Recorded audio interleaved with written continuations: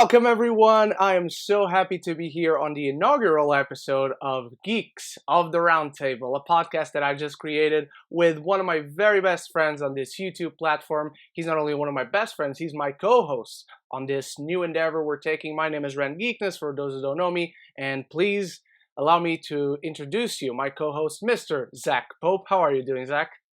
Dude, I'm doing great. I'm so happy. We keep talking about doing collabs, and this is the best way that we could possibly do it. Talking movies, having some fun, maybe having people join us here and there, but we are the Geeks of the Round Table, and it's kind of just perfect in all that nature. You are Kylo Ren, maybe I'm a little Rey, and it's all good in that nature. We don't have lightsabers yet, but we will. No, I don't have any lightsabers here, but they have an awesome lightsaber from Kylo Ren on sale right now, and I'm just waiting for some money to come my way to buy it. Yeah, you need it in your background, man. All I see is Avenger stuff. Your name is Ren. Yeah. Well, I have some Dragon Ball stuff, let's be fair. I have Ultra Instinct Goku and Super Saiyan 4, even though nobody likes that one except me. Yeah, you are the only one. But this is going to be fun, and I'm happy that we can finally do this, and whoever we get to bring in general, just for people who are wondering, well, what's this podcast going to be about?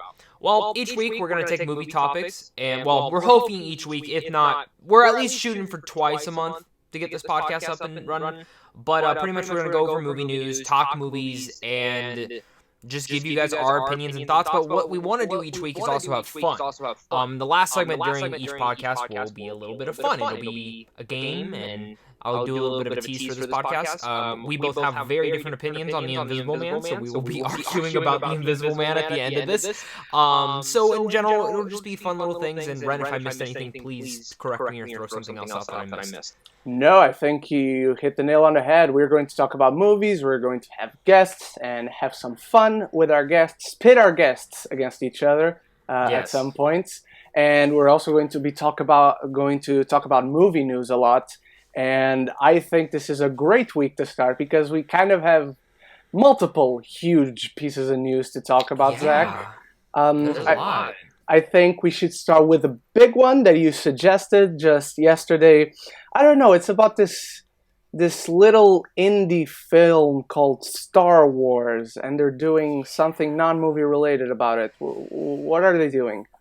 So they're doing this high order. There's this rumored Project Luminous for so long, and now we're getting this new iteration of books, and I think comics as well, if I'm not wrong. I think books and comics is what they're throwing out there. Now here's the thing, when it comes to Star Wars, and it comes to the books and the comics, I'm not, I haven't read all of them. I've read maybe 2 books out of this new canon. I've read a lot of the EU, but I've definitely, only read 2. I'm still versed in it. I'll look up, what happened so I can figure it out. And then the comic books, though, I will say, I think, the one that's really grabbed my attention is the Kylo Ren one recently. That one's great. If you haven't read that, I haven't read them all yet. But I've read the issues that I have read, they're fantastic. I'm really into them, and I wish these were kind of just animated series or live action, to be completely honest, but the thing that worries me with High Order, or the High Republic, is this their version of Old Republic, and then also I want to throw out there is, well, okay, if this is successful, is Kathleen Kennedy and them just going to be like, hey, that was a really successful book, let's make that into a movie, or let's make that into a show. It's like, just make a fucking movie, so I'm kind of just, I'm so iffy now, Star Wars at this point is kind of starting to become the DC universe, where they have no structure, they don't know where they're doing. We're going to announce something, and then it's not going to happen, or it does happen, and it's 4,000 years later, and I'll say the TV side, I think, has their shit down, well, kind of, I guess, never mind, because Obi-Wan stuff's going on right now, I mean, they're saying it's still happening. I really gotta see it. I don't. At this point, I've gotten to the point where if I don't see it filming, there's no set photos, there's no nothing. I don't believe that thing's happening until those set photos come out, or until there's confirmation that, hey, we are making this movie or this TV show. So I think there's a lot of good possibilities with it, but I'm not the biggest fan of these books and series. I think it is an awesome time period, and I will throw out that the concept art looks a lot like the Clone Wars animation from Travinsky or Trowski. If anyone remembers that, 2003 Clone Wars show on Cartoon Network. Freaking amazing from the guy who made Samurai Jack. Yeah, I have several schools of thoughts when it comes to this one. So the most simple one, the plain one, is High Order, series of books and comics spanning 200 years before the Skywalker saga. I am very excited because I have read most of the books. I'm kind of delayed on one or two. I read all of the comics, but I'm also kind of delayed on those ones. I haven't read everything up to date, but I've also read a couple of the Kylo Ren issues, and it's really fucking awesome. If I should recommend a book to you, Zach, do read Lords of the Sith. It's one of the first. It's one of the first books. It's one of the first books that came out. To me, it's still the best one. I think the two I've read is that one and the Fallen Stars. Oh, by Claudia Gray. Yeah. I'm blanking on the name. Yeah, but it's something with stars, and I really like that one. I thought that one was really well done. That's also one of my favorites. Probably my second favorite, and Tarkin is also up there.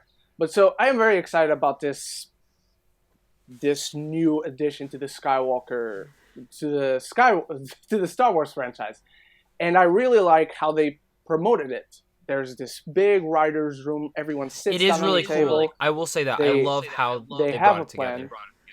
And on one end, I'm really happy, and I was like, "Oh shit, they're doing this for all the books and the comics. Why the fuck don't they do that with the movies? I mean, why not?" It's a great time period. I mean, you may have discussed it when we talked about Attack of the Clones like 2-3 years ago. Is that, hey, this movie sucks, but it's so cool seeing all the Jedi together. And I've been doing, I know you and me have been doing reviews on Clone Wars separately on each of our channels, but I love the Clone Wars era. I think that is the coolest era of Star Wars and canon right now. Now when they finally throw Old Republic or this High Republic, whatever it might be the next coolest, but I think Clone Wars is the coolest aspect, and especially when you watch the Clone Wars show, it really shows that, like, this show's great. Like, it has some of the best lightsaber battles. It has some of the best emotional arcs throughout the whole entire show. That new episode has one of the best moments between Padme and Anakin. Yes. Ever. 10 seconds, they made you care more than the entire prequel trilogy about their relationship. Literally, I was like, God, now I'm gonna go watch Revenge of the Sith. My heart's gonna be broken now because of that one scene. But it's just I've told you, I'm just tired of structure. Like, announce something, do it. If it doesn't go well, go to the next plan. It's such a fucking mess. Yeah, but I feel when it comes to Kathleen Kennedy, I wanted to reserve what I want to talk about with her for another topic that we'll be discussing later in this episode.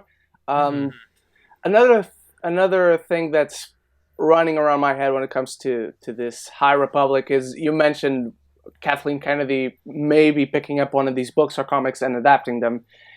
The problem is, and I think that's why they haven't adapted any of the books and comics that they've created for canon now, is because since all of them are canon, they could never adapt them. They can never take anything out or change any minimal aspect of it because you're changing history. That's canon.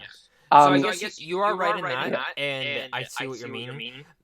Let me step back. I think I'm worried that she's going to go into High Republic and be like, oh, I really like this art. Let's finish it in a movie. Let's finish it in a show. Where in fact, I would rather them just let the books do High Republic, you know? Let the books do that, and then why don't you do Old Republic? Why don't you have these EU novels that, you know, some are garbage, some are fucking terrible. But there are great ones. Why don't you do one of those? Like, we've seen what Dave Filoni did with Thrawn. He took Thrawn from the EU and put him in Rebels. While I might have liked him better in the novels, I think I liked the time period they had him established more. I loved what they did with him in Rebels. So I just there are certain things that I just like. I wish I could be behind the scenes and just be like, what the fuck are you guys doing? I'm like, watch what you guys are doing. Because it just feels like they have a plan, and they did have a plan. For a while, they had exactly what they were going to do. And then they're just like changed it all up. And you know, and then we talk about the sequel trilogy, how obviously it was not planned at all. There's no way in hell that whole thing was planned. And we look at it and we're like, the potential. It's all there. And I mean, there's the argument that none of these Star Wars trilogies have been planned except the prequel trilogy, which is the messiest of them all. You know, but it's just weird. And I'm excited for what this could be, but I need to just I want to know what's going on with movies and TV shows at this point. I'm tired of rumors. I'm tired of all this stuff. Just be transparent with us. You know, it's so stupid. I think when you like, especially the Obi-Wan series, like they say like it's delayed a couple months, but a couple months can turn into years can turn into forever. So. But have you heard that supposedly the delaying, quote unquote, of the Obi-Wan show, it's because they looked at it and they thought it would be even better as a movie. That's the rumor. I don't know. See, I haven't heard that. The thing I heard was that it was too similar to Mandalorian, so they want to change the story. Because apparently the story is him watching Luke and protecting him. Like okay, yeah. Distance. Which I don't know how that's similar to Mandalorian. I think it's because of the Baby Yoda thing. But he's watching it from a distance. I mean, he's not carrying him around. I really don't want to see Luke on this show. I mean, neither do I. Maybe a wide shot and we see him running in the distance, but let me go pick up some power converters. Exactly, and that's it. There's the only thing about Luke that we see. All right. So overall, we are fearful, but we are excited about High Order. I think that's the gist of it. All right, our second topic, and it's one that's very close to our hearts. Once again, much like Star Wars, but very different. And it's about that little guy just over your right shoulder, the Batsuit. It has been revealed. Ooh, yeah, dude. What do we think? So I did a trailer reaction to this thing, and I'm on record that this is my most anticipated film for the next 2 years. Like, if I could only see one movie for the next 2 years, it'd be this Batman movie, which is insane because Spider-Man 3 also comes out that same year, and I love Far From Home. Is it the same weekend? It's like the same month or something, right? I think it's the week before or the week after, but they're like insane. In the same month. Yeah. First off, next year's insane for how many comic book films we're getting. Yeah. Suicide Squad, Batman, Thor, Spider-Man, Shang-Chi, Doctor Strange. That's already 6. Then you don't include the Disney Plus shows that are rumored to be next year, which is Moon Knight, Hawkeye, She-Hulk, Miss Marvel, and What If. Yeah. So that's 11 right there. And then that doesn't count in the DC shows that we're probably going to get next year. Also, Doom Patrol, Titans, that's already a lot, Next year is literally the biggest year for comic book films that we've ever had. The most ever. And that's what we know right now. Plus, we don't know, because there's also, a rumored Sony movie coming that year, too, that could be a Craven film. So it's like, that's a big year for movies. It is a huge year. If I could only see one film that year, it'd be Batman. And, I was when Ben Affleck left, I was very disheartened. I'm on record as well saying that he's my favorite Batman. I'm not saying the movies is my favorite. I'm saying he's my favorite portrayal of Batman and Bruce Wayne. Then, I hear Matt Reeves is directing it. Okay. Love Matt Reeves. What's he going to do with it? Start hearing his concept. Robert Pattinson gets in. And I screamed. I literally screamed. I'm one of his biggest supporters right now. And I think he has the jawline. He has the thing. Have you seen the pictures of him recently? He is built now. He is jacked. People are like, that guy's so skinny. He is like the perfect iteration of Batman in his second or year one because he's like not gigantic, but he's built. And then you get Paul Dano as the Riddler. Yes. Zoe Kravitz as Catwoman. Colin Farrell as the Penguin. Which I actually think is better than Jonah Hill, to be honest. I like that more than Jonah Hill. Which I wouldn't have mind Jonah Hill, but I think I would have rather liked Jonah Hill as the Riddler, but I'm fine with Paul Dano. I think Paul Dano's an even better casting. Yeah. And, the rest of the cast is great. You have Jeffrey Wright from Westworld. You have frickin' Circus as Alfred, so then I'm sitting here, I'm like, I need to see this fucking Batsuit. Batsuit trailer reaction. Batsuit trailer comes out, and I'm just like, first off, Michael Giacchino's score. Yes. Best part about the whole thing. The suit, though, it looks handmade. and I love it. Like, it looks so gritty. I will say though, I've heard rumors that there's gonna be 2 suits in the movie. That's gonna be the main one, and then by the middle to the end of the film, he actually gets a better one, which I'll be fine with. I wouldn't be surprised. I love the suit though, and I know some people were shitting on the set photos. You gotta understand, CGI is the biggest thing. A lot of that, like, they're gonna morph a lot of that shit, you know, and some of that could be for protection for the stuntman too, of how the suit looks, you know. There's a lot of different things, but I love the suit. I love the suit. A little disappointed in the color design. I thought we were gonna. I was hoping to go a little bit different in that. Again, the set photos. I don't want to just go off those. It looks like it's just black and gray again.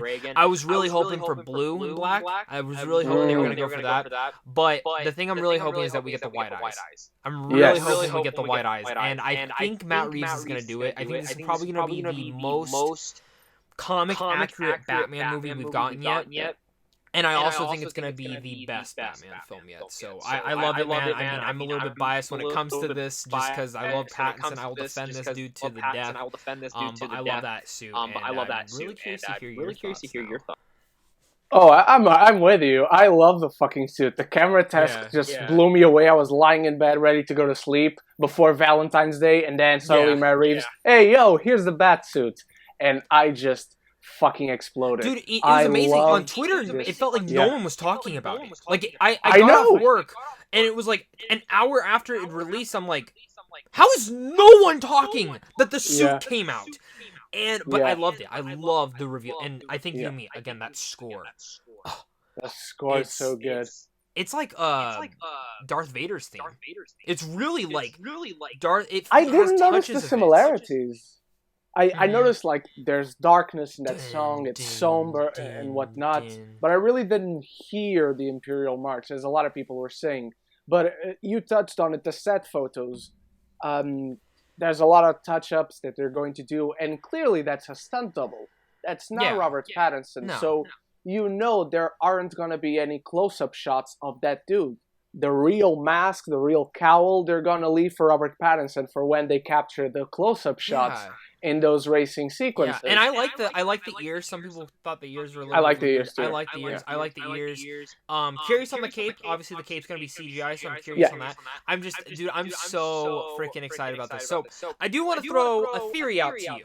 And I want to know what your theory is. So I've talked about this with some of my friends in Arizona. So, do you think Joaquin Phoenix's Joker shows up at all in this, since it does take place in Arkham, and it takes place in the 90s, which is around 10 years after Joker takes place. Now, I'm in the mind, I don't think it will. My friend posted me, he said, dude, the movie just made $1 billion. They'd be insane to not try and get Phoenix at all tied into Batman. At all.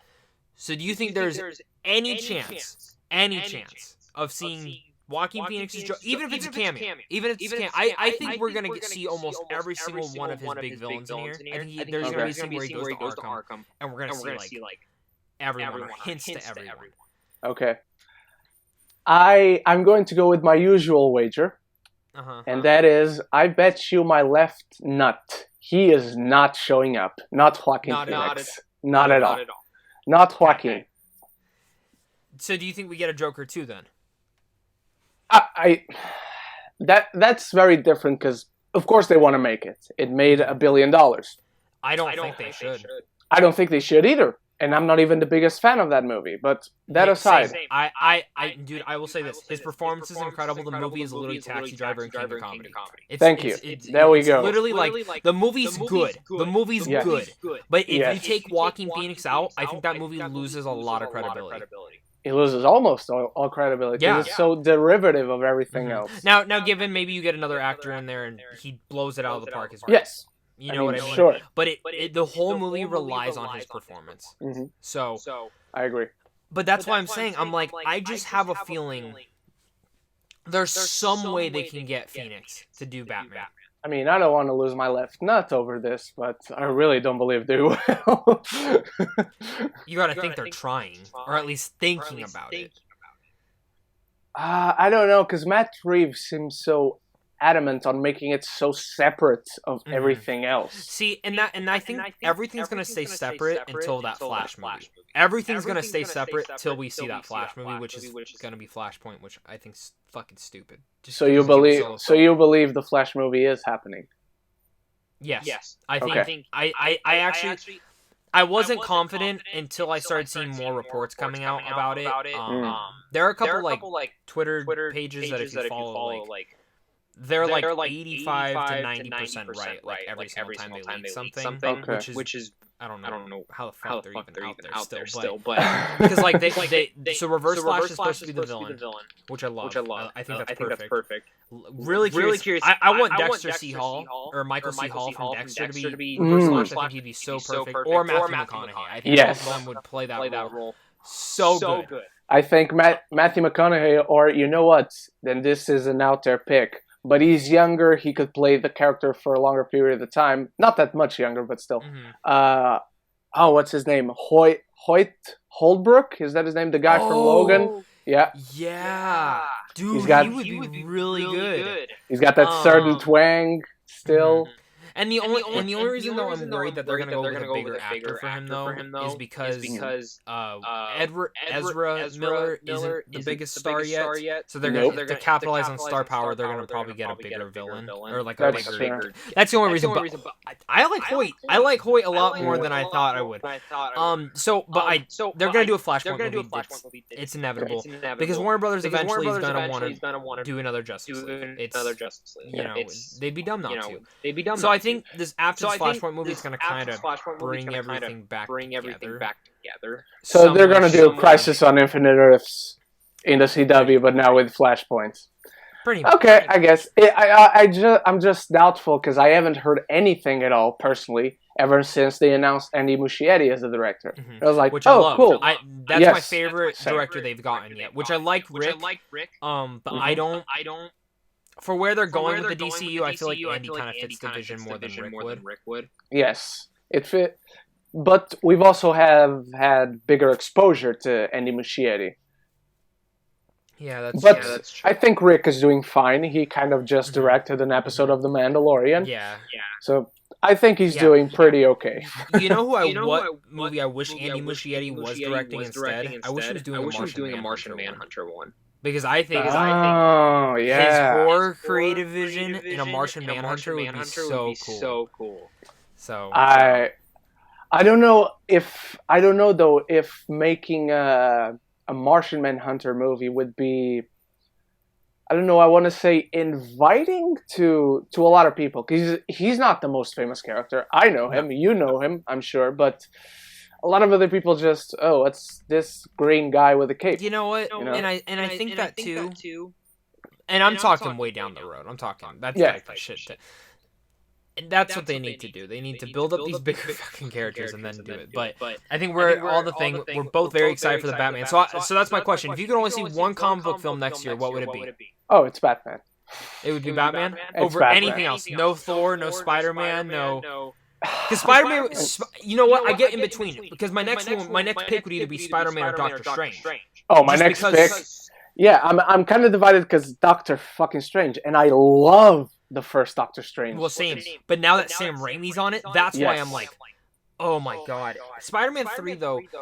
The only reason I'm so excited about it is because of how 2 ended. But I already feel like they're gonna solve how 2 ended pretty fast in the beginning of it, and then kind of get into what the story's actually gonna be. That's my only worry for Spider-Man 3 is that they're not gonna really play around with everyone knows he's Spider-Man now. I actually think it's going to be a big part of the story, to be honest. I hope so. I really hope so. I still have a feeling She-Hulk's gonna be in there. I think they're gonna do the lawyer aspect. And so you're going with She-Hulk, not Matt Murdock. I would do Matt Murdock, but I think because I was doing research, me and my friend got really into this because I said, dude, I would rather want Daredevil and Charlie Cox to come back, and I still believe he's gonna come back as Daredevil. One way, shape, or form. I think they're gonna get him back. I think they're gonna have him, and I think we're gonna get Berthenol as Punisher. Not in those iterations. I'm talking like a different kind of multiverse type thing. Yes. Where same actors, same thing, just different, not tied into that at all. I mean, I wish I could be with you. I hope you're right. I hope you're right, but I just don't see it happening. The reason I think they're going to go She-Hulk, though, is because from what I was reading, the contract to use Daredevil, they cannot touch Daredevil until the end of 2021. Okay. So that's my only thing is like, okay, they have. So what's going to be cost effective here? Yeah. We already have She-Hulk movie getting planned. It's going to be easier just to do the She-Hulk and bring her in, you know. So, and I'm not saying she's going to be a major part. I think she'll be semi-major. If anything, maybe because I'm not really versed with She-Hulk. Is she a lawyer before she becomes She-Hulk or no? Do you know? I mean, it depends on the version because they could technically have the actress play the lawyer. Yes. And then She-Hulk could take place afterwards. Yeah, and she's not a lawyer because she's She-Hulk. But there's a lot of different origins. So depending on the origin that you go with, she was either a lawyer before she became She-Hulk, or she just eventually became a lawyer and she was just taking her degree while she became She-Hulk. Okay. You know? Yeah, but I think it'd be cool to have like whoever they get. Dude, I saw a fan casting for it though. I don't know. Have you ever watched the show Shameless? The American version, no. But if you're talking about Amy Rossum, I know who she is. Yeah. I would love for her to play She-Hulk, dude. She's pretty cool. I would like for her to play her. She is in my most hated film of all time, but... What film? Oh, she's in, Yeah, she's Bulma. Oh my god, I forgot all about that. Oh my god. That movie's terrible, dude. It's like, for my least hated film, it's either that or Avatar, The Last Airbender. But Avatar is so devoid of any energy. But you know what's funny? Avatar, like, you can tell that, like, M. Night's like, I love Avatar. Yes. Dragon Ball, you just know they didn't care. Dragon Ball's like, we're going to make this terrible American live-action version. Dude, I'm telling you, like, this Cowboy Bebop thing they're making for Netflix, I'm so nervous about, but at the same time, I'm really excited. Same with One Piece that they now announced. I'm nervous but excited. I mean, I'm very excited about Cowboy Bebop. One Piece I've never cared for, so I have no dog in that fight. Dude, I love One Piece. Given though I'm not caught up, I think that show should have ended years ago. Okay, you gotta watch My Hero Academia. You gotta watch that show. I told you, dude. I told you. I want to watch that show so bad. I'm still trying to finish Shippuden. That's one of the greatest shows you're gonna ever watch. Yeah. Is it your favorite is like top 3 of anime of all time for you? Yeah. Hero? Yeah. It's Fate Stay Night, Unlimited Blade Works, Dragon Ball, and then My Hero Academia. Okay, because like for me, and that's only because My Hero Academia isn't finished yet. Who knows? Okay. At the end of it, how I'll feel. See, like my favorite's still Naruto. I fucking love Naruto. Naruto's awesome. And then Dragon Ball. I mean, if I'm going nostalgia, Dragon Ball wins every single time. And then my third favorite is honestly Zatch Bell, dude. I love Zatch Bell so much. Or Death Note. Oh, it's dude, Death Note. But I've never seen Zatch Bell. Yeah, neither have I. We're getting off topic though. Let's get into the next very DC much thing. Off topic. Let's address this other thing for DC. Suicide Squad wrap production. And it comes out the same year as Batman. I think it comes out after Batman. It does. So what are your thoughts on that? Are you excited for this James Gunn R-rated Suicide Squad? Do you even think it's still going to be rated R after the Birds of Prey thing? I don't know. I don't know if it's going to be rated R. I think James Gunn would have been free to discuss at least his hope of being rated R, because he either made a very rated R movie or it didn't, because it's James Gunn. Mm-hmm. You know? Well, from what I understand, they said they wrote the script to be rated R. So, I mean, but, you know, Warner Brothers could go and be like, you gotta change some of that now. But I think they promised a lot to James Gunn, and he's probably going to stick around, because at the time they got him, everyone wanted to get him. Yes. If they got him, it means they got him... Well, and they pretty much gave him a choice. What do you want to do? What do you want to do? And they offered him Superman before asking that. I don't know if I would have wanted him to do Superman, to be honest. I think Suicide Squad's right up his alley. Yeah, but I would have picked Superman to do. So, you know what? I would love for him to do a Justice League movie eventually, though. I think he would be really good at Justice League. Or like a Justice League Dark. I'm going to one-up you on that. I'm going to say he's a better fit for Justice League Dark. He should totally do Justice League Dark. Yeah. But Suicide Squad wrap production, and I I didn't like the first one. I think you and me are both in the same camp. I Oh, think we there are are. good elements to it, but it's just feels rushed. And I don't even blame David Ayer. I think that movie was just completely rushed.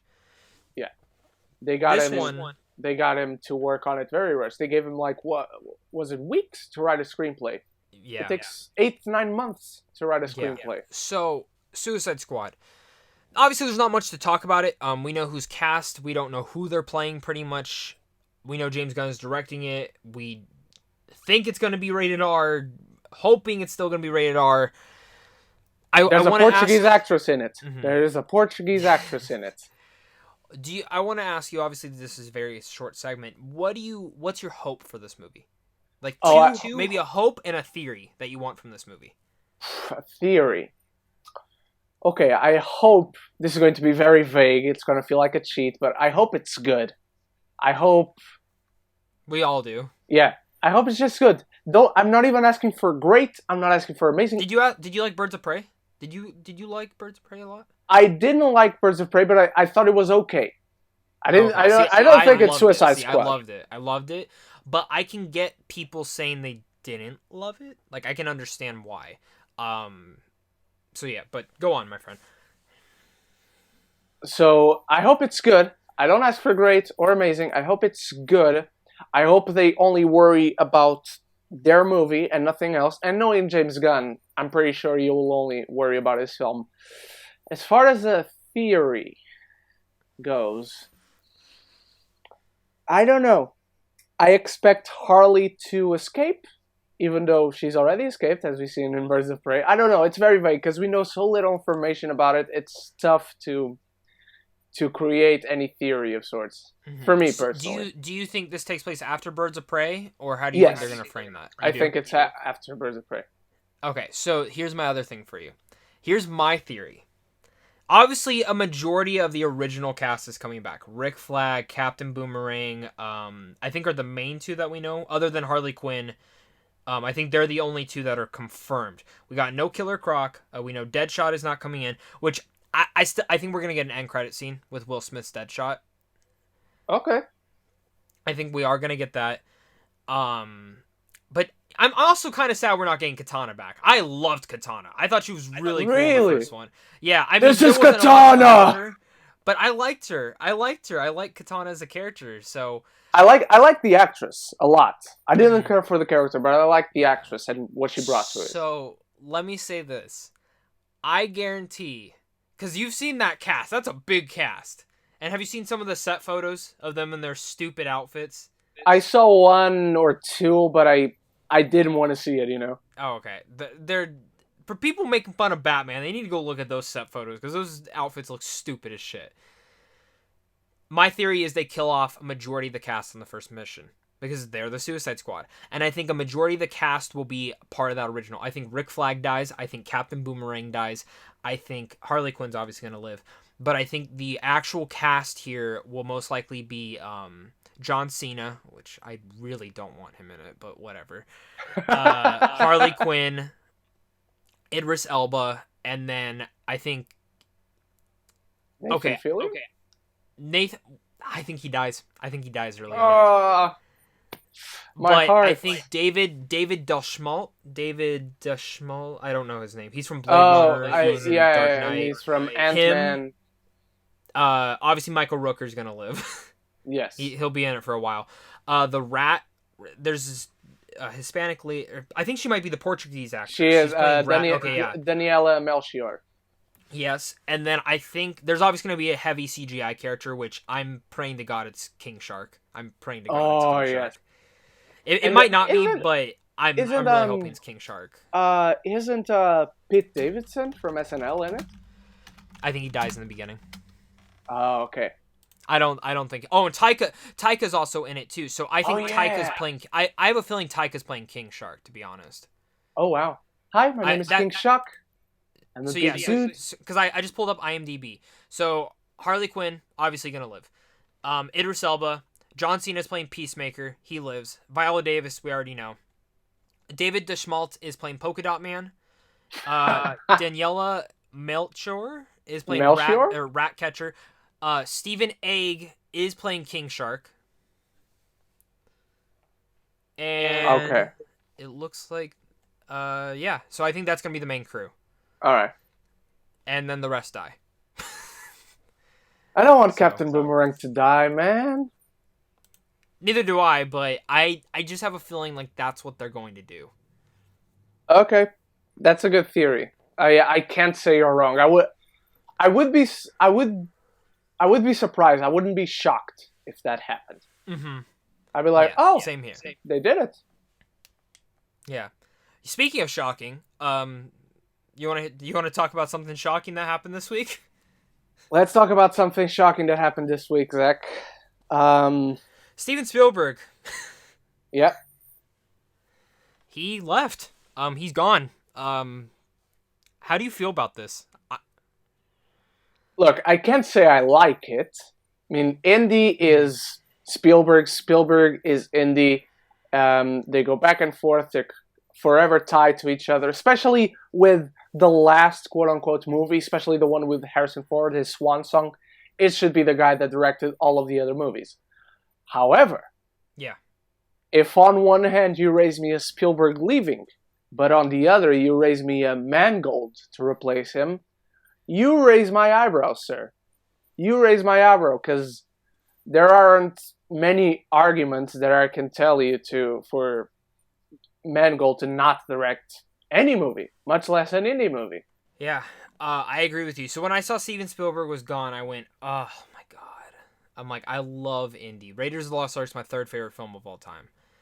Then I see Mangold's coming in, and I saw some people who had hot takes. They're like, oh, he's just going to make a Logan. I don't think he'll make a Logan film out of this. I don't think so. I think the guy can do anything. He's done 310 to Yuma. He's done Ford. He's done Walk the Line. He's done Logan. He can do whatever. He can do a lot. I think he's going to make another Indiana Jones adventure. You know, I really think that, and it'll be the final one for Harrison Ford. Yeah, I agree. Do you think Indy dies at the end? No. Okay. I think he... So, personally, this is how I wish they were doing this Indiana Jones remake, and I know they're not, or not remake. I wish what they would do in the same way that I wish they would have done Solo. Harrison Ford is telling a story to grandchild, whatever. That way you don't have to have Mutt, but you can say that Mutt had grandchildren, and he's telling a story of him as Indiana Jones, and it flashes back, and it's a younger actor playing Indy. That's what I wish they would have been doing, and I wish they would have done that in Solo. I think it would have worked 100%. Could you imagine him and Chewie telling a young Kylo Ren a story, and then it pans back to them in Solo? That would have been so much better. So I wish they were doing that for Indy. Obviously, we still don't know the story, but I have a feeling they're going to bring back Short Round. Which, to be honest, 2 is my least favorite one. Besides Kingdom of the Crystal Okay. Stone, but besides Kingdom of the Crystal Stone. I was kind of shocked for a second. Yeah, like I like 2, but I love 1 and 3 so much that like 2 is just like, when it comes to that show, here's the thing. I don't hate 4 either. 4 is whatever. I don't hate it either. Movie. It's just an adventure movie with Shia LaBeouf and Harrison Ford. You know, here's 2 things. One, I expect them to do a fake death, and then you see Indy, haha, I fooled them that I died, and then he rides off into the sunset again, much like he did in The Last Crusade, but this time alone. And second, and this one's not necessarily tied on to Indy 5, but how I would approach the Indiana Jones franchise from now on without Harrison Ford, I would just do it like the Bond movies do it. And that's what I was about to say. Yep. It's a new actor, and that's it. Accept it. Deal with it. And I think that's the perfect way to approach it. And you know what? I think you're right. I think Indy is Bond. Like what Bond does for spy films, Indy does for adventure films. Like exactly. That's exactly. So, but this is what's the problem with so many things is that people get so up in arms, like about that. So I do have a question. Who would you want to play Indiana Jones? Right now? Okay. Right now, who's a good...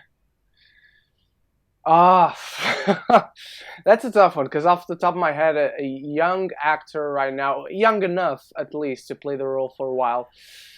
I'm going to go with a guy. He's not that young anymore, but he's a guy that was in a movie that I loved. I thought he always had potential, and he still has enough time to fulfill that potential, and everyone is going to hate this. You probably are going to hate this. Taylor Kitsch. I don't hate it. I don't agree with you, but I don't hate it. No, personally, you know who I would pick? I would pick Bradley Cooper. I loved when it was rumored that he was going to pick up the role, and then it obviously never went anywhere, but I love the thought of Bradley Cooper having the hat and the whip. I think he fits. A lot of people were saying Chris Pratt. No, I don't want Chris Pratt in that role at all. I also like him, though. I like him too. I don't like if tomorrow was announced that he's playing Indiana Jones, I wouldn't be like, oh my god. Yeah. But I also wouldn't be like over the moon excited.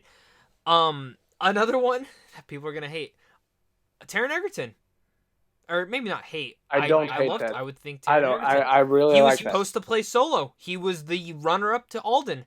And honestly, I'll even say this. I don't think Alden would be bad either. I really don't. Obviously, they'll never pick Alden because he was already Solo. I don't think he would be bad in the role of Indy. I do think he's a bad choice only because he already played another Harrison Ford character. And that's why I didn't want to say him, but I do want to put that out there. I think I would have rather him play a young Indy than a young Solo. Okay. So, but that's my thing. So, obviously, we were talking about Kathleen Kennedy earlier. So, do we think this is a part of her, or do we think it's just Spielberg saying, I'm not in... I think it's Spielberg. I think it's Spielberg, too. It's a Spielberg thing. I don't think it's a Kathleen Kennedy thing. I think he's more interested in doing other stuff than Indy 5. That's like really it. Like the West Side Story.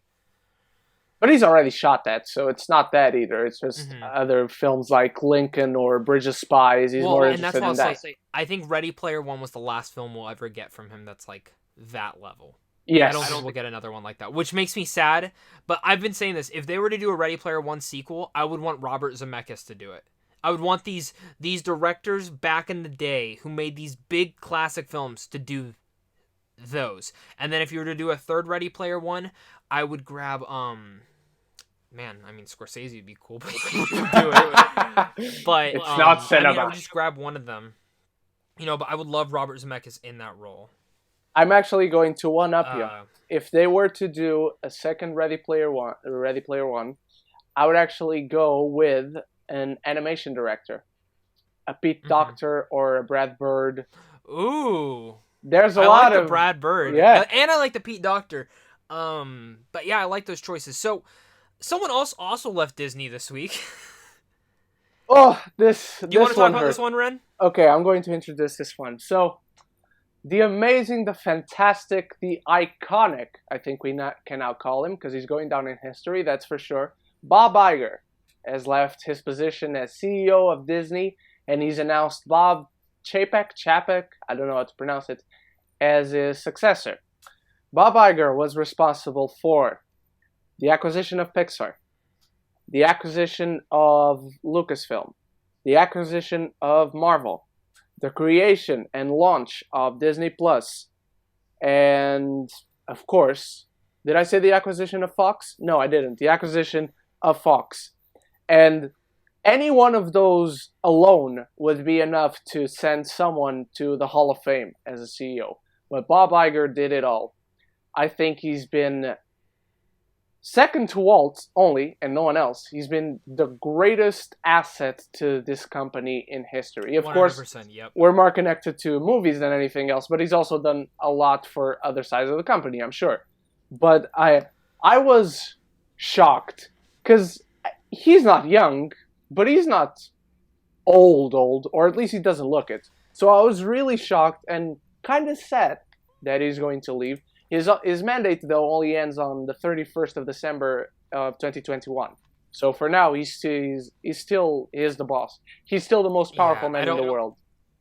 Yeah, nothing big's gonna happen yet. Nothing big's gonna happen over the next year and a half, though. Now, like a lot of this is gonna be him transferring. Like, these are what I wanted to do. Do you like that this other guy's taking place, though? I don't know him, so it would be unfair for me to say whether I do like him or whether I dislike him. I really don't know. I know he's the head of the parks, and that's just what I've read, but I literally never heard of that guy in my life, and no offense, but it would be unfair of me, knowing so little about him, to either say that I like him or I don't. What do you think? So, he's in charge of the parks. And I love the Disney parks. I've said it on my channel. If I wasn't doing movie reviews, I would do full-on Disney park stuff, which I still plan on doing. Once I graduate college, that's actually like the next thing I want to iterate into my channel is like Disney park stuff. Or video games. One of the two.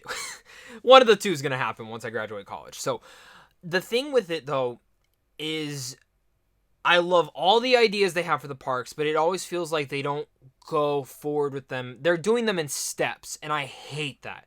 Like, Star Wars Land was in steps. Like, I went during Phase 1, and now they're in Phase 2, and I think that's stupid. Why not just do it all at the same time? If the whole park isn't done, don't show it to people. That's what they're doing with this new Marvel Land, is their big Avengers ride isn't opening until either the end of this year or next year. But they're going to open the park during the summer. I'm like, that's stupid. That's so dumb. Wait till it's all done and then let people go into the park and experience it as its full thing. The other thing is, like, Star Wars Land. They said that, like, droids, aliens were going to walk around. I'll tell you this. All I've seen is stormtroopers walk around. And Chewbacca. Like, I've never seen aliens or anything. And it kind of just disappoints me in that part. But maybe that's something they do later down the road. So, I don't have much to think of him. I really don't think this guy has much to bring now. I mean, Bob Iger's done everything. All he has to do is continue what Bob Iger was doing. And that's all we can kind of hope for. Yeah, I agree. So it's more a discussion on how sad we are about Bob Iger leaving, because he's the man. He is the man.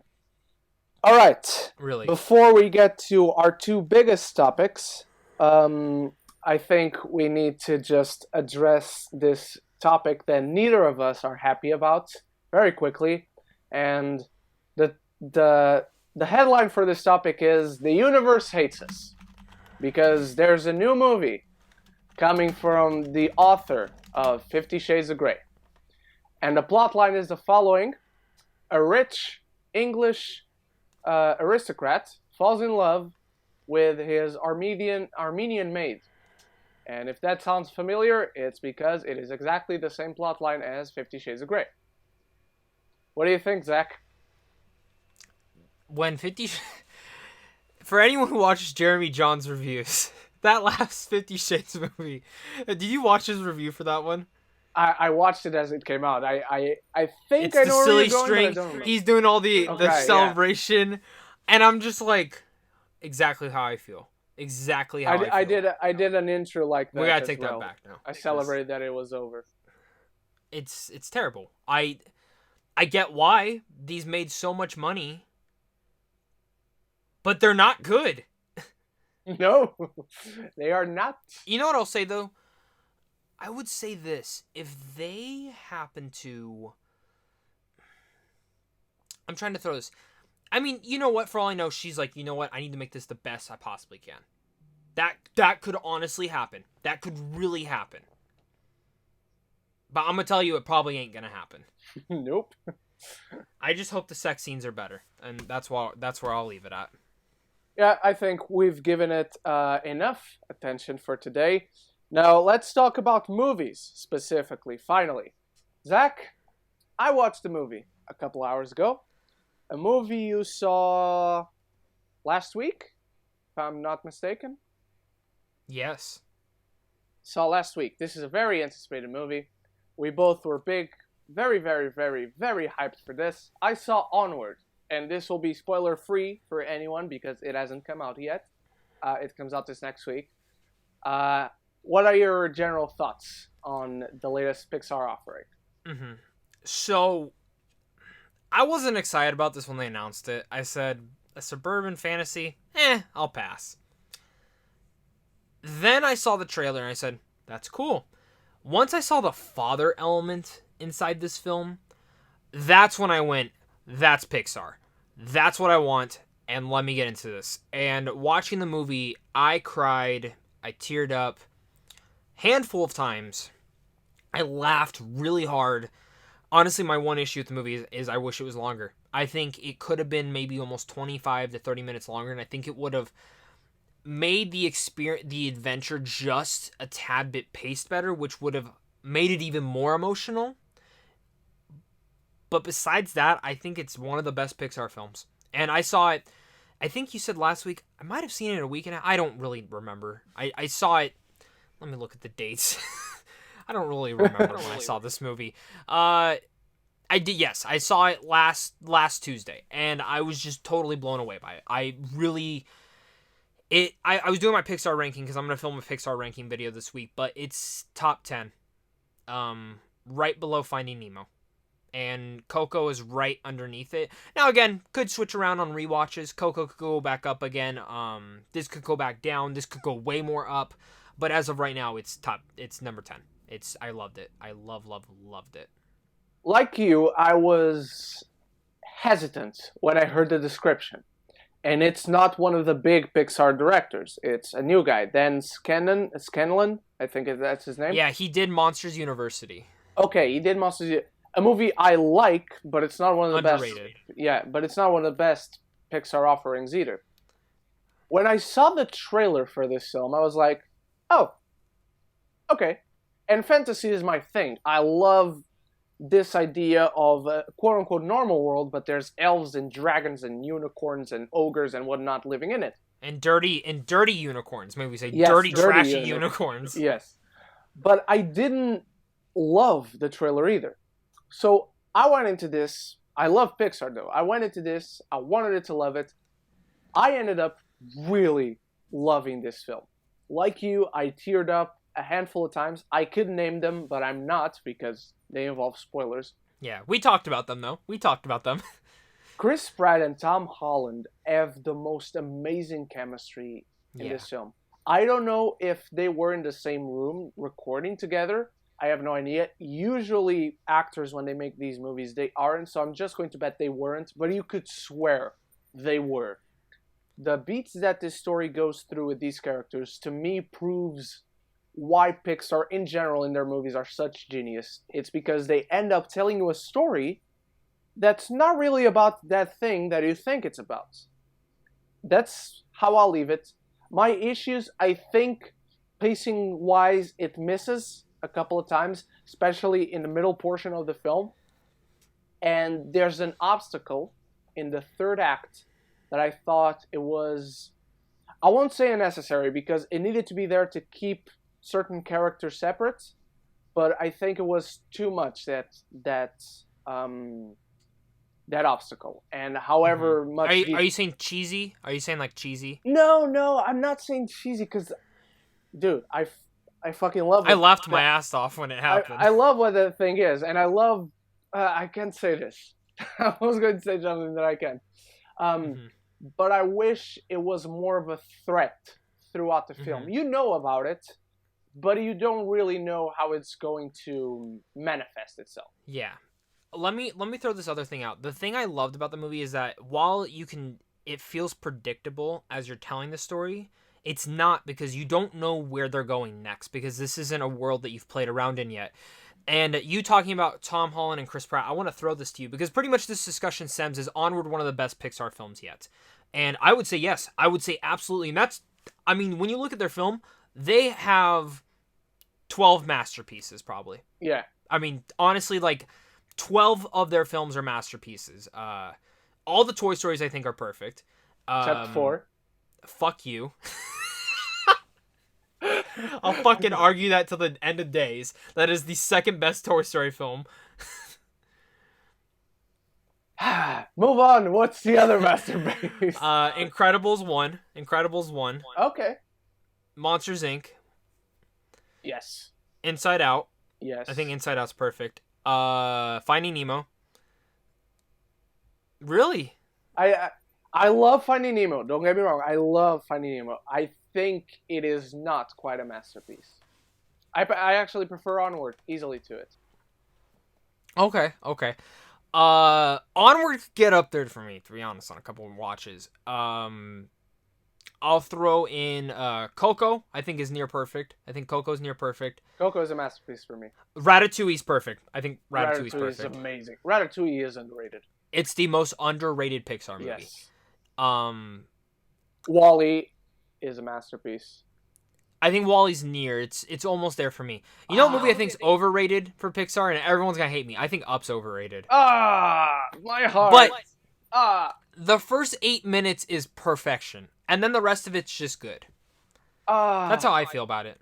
Damn. But I'll say this, Ren, I haven't watched Up in probably like 8 years. So I'm gonna probably, because the 4Ks come out this week, I might pick up that one for sure. And same with Bugs Life's 4K finally comes out, so I want to rewatch those because it's been a while. But I mean, Pixar's just so good, man. And I thought Onward was fantastic. I'm glad that we feel the same on Onward pretty much, because this next film we're gonna talk about, we do not feel the same about. I don't know if we're that different though. But do introduce the topic before we start arguing. Okay, so the next topic is a film that came out this past weekend, because I don't know when this podcast is going to go up necessarily, but it just came out, and it's called The Invisible Man. Are we going to talk spoilers? Well, we can.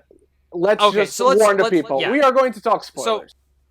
So we're going to talk spoilers for Invisible Man. If you haven't seen it, or you just don't fucking care at all for spoilers, so if you don't care about spoilers, keep watching. If you do care for spoilers and you haven't seen it yet, click away for right now. This is probably going to be the end of the segment. We just want to thank you so much for watching the first episode of Geeks of the Roundtable. And, of course, make sure to hit that like and subscribe button to Ren, of course, because Ren's a fantastic person. And if you want to check this out on audio only, head over to the Good Boys podcast stream on Spotify or iTunes. You can find this over there as well as further episodes, too. Anything else you want to add in there, Ren? No, I think you got it. Spotify for audio only. YouTube channel for video episodes on my channel, and then you'll also upload certain segments from each episode on your channel. Yep. So, let me throw this out. Okay, spoilers now. I love the fucking suit. I love how he was invisible. I thought that was the coolest fucking part. I saw that, and I think that's where everyone differentiates. I think literally every review I read, that's where it kind of fell for people. You either dug the suit, or you didn't like how he was invisible. I thought the suit was really stupid. He is not an invisible man because it's a fucking stupid suit. The suit doesn't make sense. It wouldn't be invisible. But that's also really the smallest of my issues with the film, really. But and that's what I said. Every person I've talked to, you either run with it or you don't.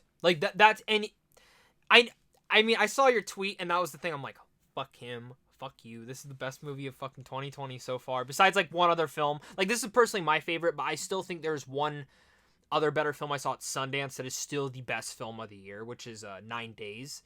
I thought that film was perfect. Or Minari. Minari's pretty fucking good, too. But the thing with this film is...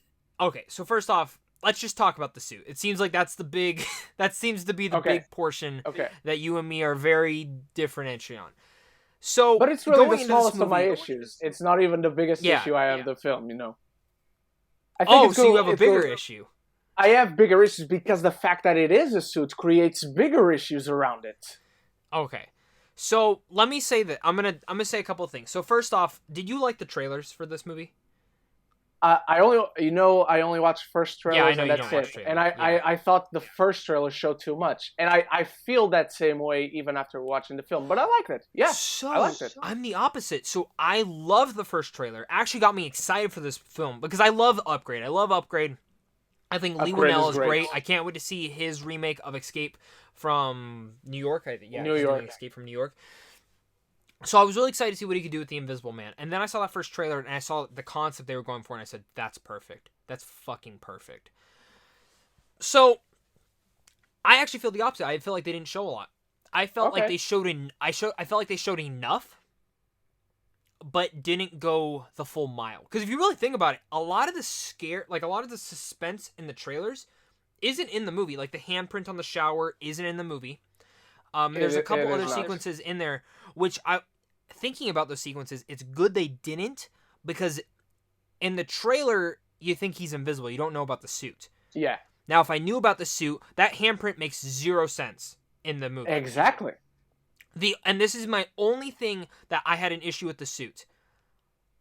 Why did you see his breath? That's the only thing I thought about. If it's a suit, you shouldn't have been able to see the breathing, or you would have been able to see it throughout the whole entire movie. Also, touching on phones, on touch screens, doesn't make sense, because if you have those gloves on, it won't recognize you. Mm-hmm. Now, given high-tech suit, I guess I could kind of forgive that. You know what I mean? Okay, I'll give you that one. Let's talk about the moment where, at that point, I didn't even understand that it was a suit, and that's the point where she's in the attic and she throws a can of paint at him. And I thought, why the fuck does he look like a golf ball? And then he runs away, and then you see that okay, dude, I love that sequence, though. That whole sequence in that house is fantastic. The sequence I love. It's up until we actually discover that it is a suit. I personally didn't understand that it was a suit. I didn't know why the fuck he looked like that. But up until the point where she stabs him when she's in the hospice, and you see that it is a suit, up until that point, I love the movie. I love it. I still have minor issues, but I love it. But now let's talk about that part where she throws a can of paint at him, and he goes to clean himself up. Number one, you had a lot of fucking paint. Even if you were the Invisible Man, that paint doesn't just go off like that. But you put on top of that you're wearing a suit that makes you invisible. That paint definitely doesn't go off that easily. And where's the water droplets around you? And there was so much more paint on top of you. Number two, so the suit is covered in cameras everywhere. But there are these small portions of the suit. There are not cameras. That wouldn't disappear logically. I'm no optics expert, but I tell you, that would not disappear. Number three. So, okay, go on. Let me throw in real fast. So, okay. So the paint stuff, I'll give you that. Like, I even thought the same thing. I'm like, God, he got clean real fucking fast. Just a quick question. I was so into the moment, though. Did you understand that it was a suit? Did you understand that it was a suit when she threw the paint at him? No. Dude, okay, so here's the thing. In that sequence, the thing this movie does so well is the camera. The camera is such a character of the movie, and the way he's able to sway it around. And my favorite thing is, like, when she's in a room, the camera will pan, even though she's gone from the scene, it'll still feel like someone's there. And I loved how it followed that. So the thing I love about this movie is, so when I watch a horror film, if I'm really into it, I'm sitting in the corner with kind of my eyes closed a little bit, but I still want to see what's happening, but I'm also scared. I'm stupid for doing that, because you can't see anything in this movie. It's all it's all sounds. So the one moment I happen to be like, oh, I'm fine. She throws the paint, and I screamed. I jumped, so then I closed my eyes again, so I didn't see the golf ball type stuff. Oh, okay. I didn't see that. So I blinked, because it's a blink and you miss it type thing. Yeah, it's a blink and you miss it. So then when I went back and watched the trailer, was that in the first trailer? I think it's in one of the trailers. I think there's a moment where she throws the paint, but I'm not quite sure if you see the shape. Because whatever trailer shows it, you do see the shapes. It does look like a golf ball. It still does look like a golf ball. Which is just confusing. Yeah. So here's the thing. With the optics cameras, there is, like, theories on this that, like, to the human eye, if you were to able to adjust certain sequences, you could, like, obviously they didn't go into the scientific mumbo jumbo. That's kind of just the way that I've looked into it, that to the eye, someone could become invisible. So that's how I kind of looked at it with the cameras and stuff. I love the design of the suit, though. I loved how the suit looked. While you can take apart, because I'm going to say 5 things. I agree with you with the paint. All right. I don't understand how he got everywhere super fast. Yes. There's like a teleportation device he has. Yeah. I don't get that part. He got stabbed, and then when he went to the Storm Reed's house and Aldous Hodge's house, they didn't, he wasn't phasing in and out anymore. Thought that was a little bit weird. And these are all thoughts that I had after I saw the movie. Even before I did my review, but these inconsistencies didn't bother me as much because I was so into the movie that I just forgot about them. And then the last thing is the phone. Oh, yeah. How did he get, because in the trailers you see him taking pictures of them. Yeah. And then she wakes up and the camera's there, and obviously they took that scene out. They took a couple different scenes out, which I thought logic reasons were smart. It kind of already got rid of some of the logic. The other thing that was a little bit is the ending of the film when she slits his throat. And even when he slits the girl's throat, there are cameras everywhere. There's cameras everywhere in every building. So that's the only thing. It's I didn't think about it during the movie, but you think about it later down the road. And so I will give like all those inconsistencies a little bit out there, but I think every single movie has inconsistencies. It just depends how you are in for the ride and how much it bothers you. And it seems like those things stuck out to you more than it did for me per se. Which that happens. That's what a movie's about. So I guess this isn't really much an argument when I understand what you're saying. And I think you kind of understand where I'm coming from, that I was so into it that all these things I didn't even think about, like. Yeah, but I do want to talk. I do want to talk to you about the ending and why it bothered me so much. Now that I can talk freely about it, but yes, the restaurant scene, it doesn't make sense, especially because the film focuses a lot on security cameras and what security cameras are catching, and not only did that restaurant apparently not have one single security camera. Why did she grab the knife? Because it was so fast, and maybe I need to watch it again to capture it and understand it. But I love that moment, though. I love that moment. Me too. I was really shocked. And so he slits the sister's throat, and then what does he do? Does he throw the knife into her hand and she just grabs it? Why does she grab it? I really didn't understand that aspect of the scene, of the moment, even though I loved the moment. So the way that I saw that moment... So the way that I saw that moment, and again, I need to see it again, he slit her throat, and then she was in sudden shock. Her hand was open, and it looked like he put the knife there and then closed her hand. Okay, that could be... So that's what it looked like for me.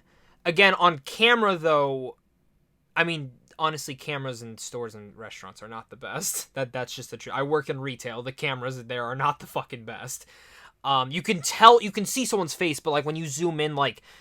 tiny details like that have lag. So I get that.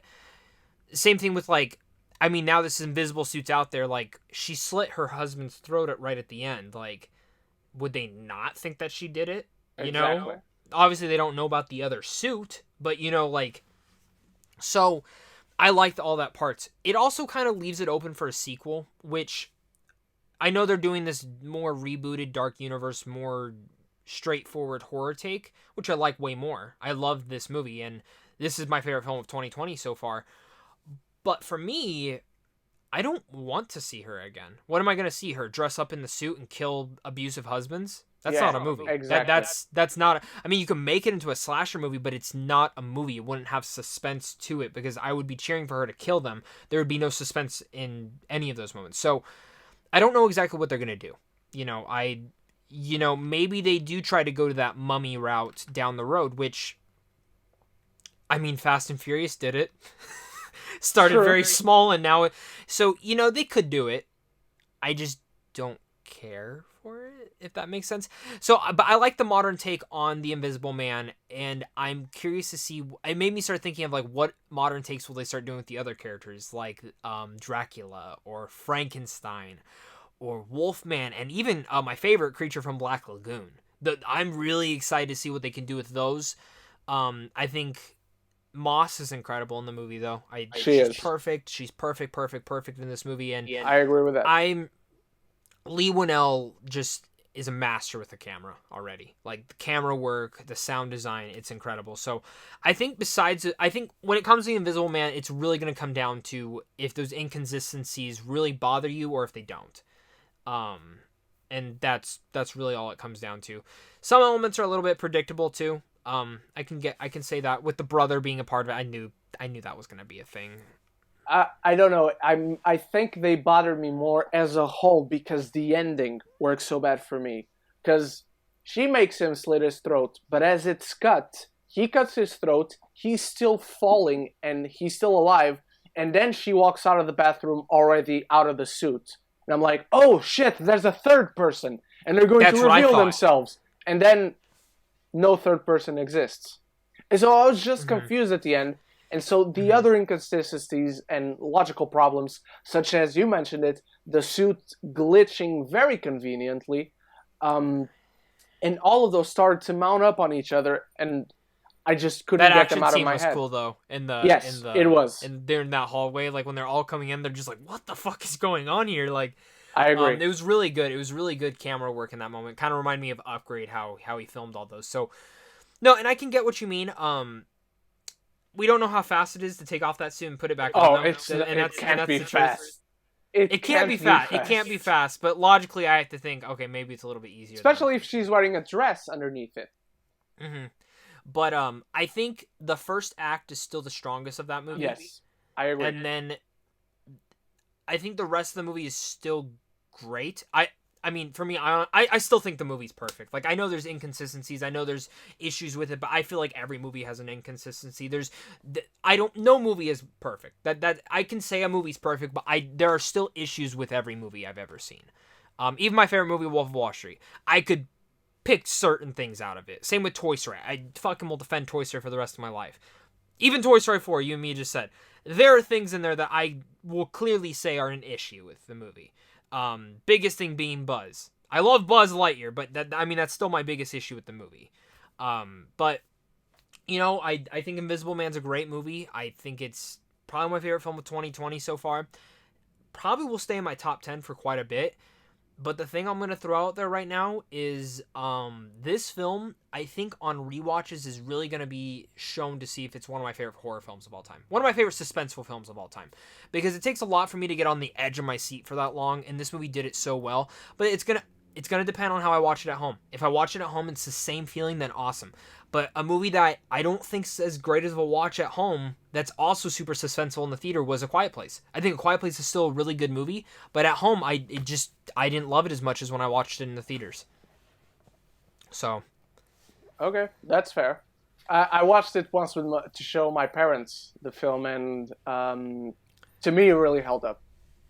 Really? See, my parents didn't like the movie at all. No. They thought it was so boring. And I was like, I hate you. All right, so I think we covered it all. I think we talked about everything we need to talk about. Zach, let the people know where they can find you online.